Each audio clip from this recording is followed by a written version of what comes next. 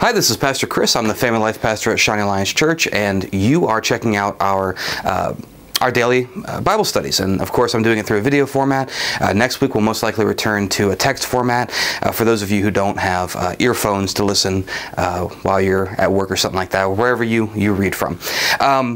We're going through some different scriptures that mean a lot to me this month. And one of the things I always return to when I'm at work, and for me, work is also the church, to give you some insight for my family, when I go and get in the car and I travel to Shining Alliance Church, and I do that Monday through Saturday, I call that going to work for my family. And the reason for that is that sometimes I have a bad day at work, and that might not be a surprise to you. That might be really surprising to you, because maybe you think that if you work at a church, every day is an amazing day where we all hold hands and we sing praise songs, and that's not actually true. We don't do that every day. We reserve that for Thursdays. And when I come to work, I always make sure my family knows that if I come home and I'm frustrated, or if I'm tired, or whatever it is, I'm tired from work. And then for their sake, I always call church what happens on Sunday or Wednesday night, or during fellowship times, or when we're out and about. We have some upcoming events for our 50th anniversary, the bonfire, donuts with the pastors. Those things are church. Those are times where we gather together in community and worship God together. And one of the reasons I distinguish between the two is that a lot of times when I come in, there's a lot of great relational ministry to be done. And you get to meet with people, you get to have a great time with people. And sometimes you have to check to make sure we're covered with our insurance policy. And sometimes you have to revise bylaws, and you have to do things like that. And that's not why we wake up in the morning, but it's part of what we do. Sometimes the idea of what church is becomes confusing because we've never really defined it. So I want to take a stab and try to define church really broadly today from the scriptures. And I'm going to preface this by saying a lot of people say that every church should be a New Testament church. Well, read the books of Corinthians, 1st and 2nd Corinthians, and tell me if that's the church you want to be at, because for me it's not. A church where the rich and the poor are separated by caste, and a church where there's immorality rampant throughout the congregation. First century churches are great, but I want to be a great 21st century church. And I want to take the lessons and the principles and the values that were really important for the last 2,000 years, and I want to apply them. But I also recognize we're going to be a little bit different. So here's a really broad definition of what the church is that might help you whether you come to Shining Alliance Church or you call a different church your home. I'm reading from Acts chapter 2, starting in verse 42. This is some of my favorite verses in the entire scriptures. What has happened here is that the people have come together and they've established a community. And the author of Acts, Luke, is looking at what does it mean to be this community. And in verse 42, Luke writes this: They, the disciples, devoted themselves to the apostles' teachings and to the fellowship, and to the breaking of bread and to prayer. Everyone was filled with awe at the many wonders and signs performed by the apostles. All the believers were together and had everything in common. They sold property and possessions to give to anyone who had need. Every day they continued to meet together in the temple courts. They broke bread in their homes and ate together with glad and sincere hearts, praising God and enjoying the favor of all the people. And the Lord added to their number daily those who were being saved. Let's break that down real quick. First of all, they devoted themselves to the apostles' teachings. Now, there's a difference between an apostle and a disciple as we read it in the book of Acts. A disciple is someone who follows Jesus. You're a disciple, I'm a disciple.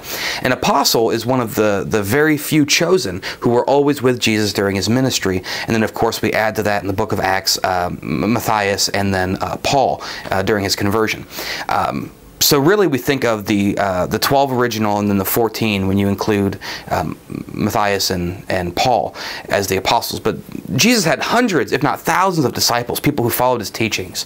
And so very safely we say that these disciples, hundreds or possibly thousands in this early community, came together and they devoted themselves to the apostles' teachings. Now, when the book of Acts was being written, the New Testament hadn't come together yet. So the apostles' teachings were probably by word of mouth. They would teach these things when they were together, and it would be more of an oral history. Later, this oral history becomes written in what we know as the Scriptures. So today for us, we don't have the words of the apostles being spoken to us directly. We have the Scriptures that have survived. And so we're able to, again, dedicate ourselves to the apostles' teachings. To fellowship, fellowship is a really churchy word, and what it means is community. It means community where Jesus is at the center. To the breaking of bread, which can be a couple things. It can just be sitting around at a meal together, but I'm going to argue that it's actually more about coming together for what we call the Lord's Supper, the Eucharist, or communion. That was a very important part of worship in the first century because people couldn't read. They couldn't read their Bible, and there was no New Testament to read.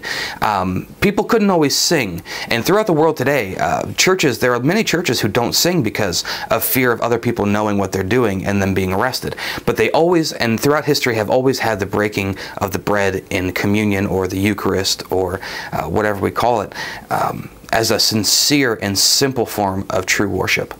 And they also devote themselves to prayer. Of course, we know what prayer is. Everyone was filled with awe at the many wonders and signs being performed by the apostles.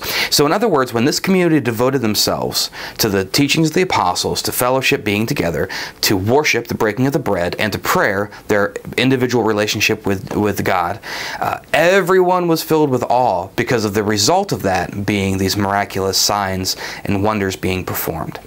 All of the believers were together and had everything in common. Now, I'm not going to geek out on you with like a Greek Bible study here, but everything in common is a statement of purpose. They came together for a purpose, and that purpose was Jesus. They sold property and possessions to give to anyone who had need. Now, something that was really interesting when I was in my undergraduate degree was how many people would say, look, it's Christian socialism. But it's not. Socialism is a system where I take from you because I have power, and I give to other people so that we're all equal except for me who has power. But what this was voluntary charity given by believers who said, I have something, this person doesn't. I would rather sell what I have so they can eat than to have what I have. And that's one of the most basic tenets of Christianity, is that the things I have are less important than my neighbors. Every day they continued to meet together in the temple courts. They were still Jewish. This is important to us because later in the book of Acts, it comes around to what this means, and we've preached on this, but this is so important. Every day they continued to meet in the temple courts. They broke bread in their homes and ate together with glad and sincere hearts. They continued to worship and have community, but it wasn't in an established church building. It was in their own homes. And the Lord added to their number daily those who were being saved. What's amazing about that is that that's a result of their faithfulness.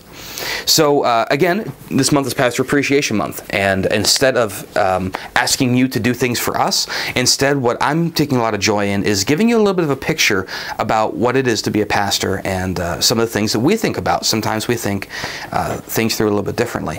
When you look at your church, whether it be Shawnee Alliance or any other church, I have a question. What do you see the role of community being? So for example, do you go to a church building to receive community? And if so, how often do you do that? And how do you do that? What was amazing that a lot of people really argued against is a few years ago, a church actually built a McDonald's within their facilities. It was a very large church. And a lot of people were really angry about that because of the whole idea of commercializing faith. But really, they were doing two things. One, they were creating a place where people could gather at the church. Most of you don't come into the church on a Thursday, and that's okay. But you come at the appointed times to do the appointed things with the appointed people.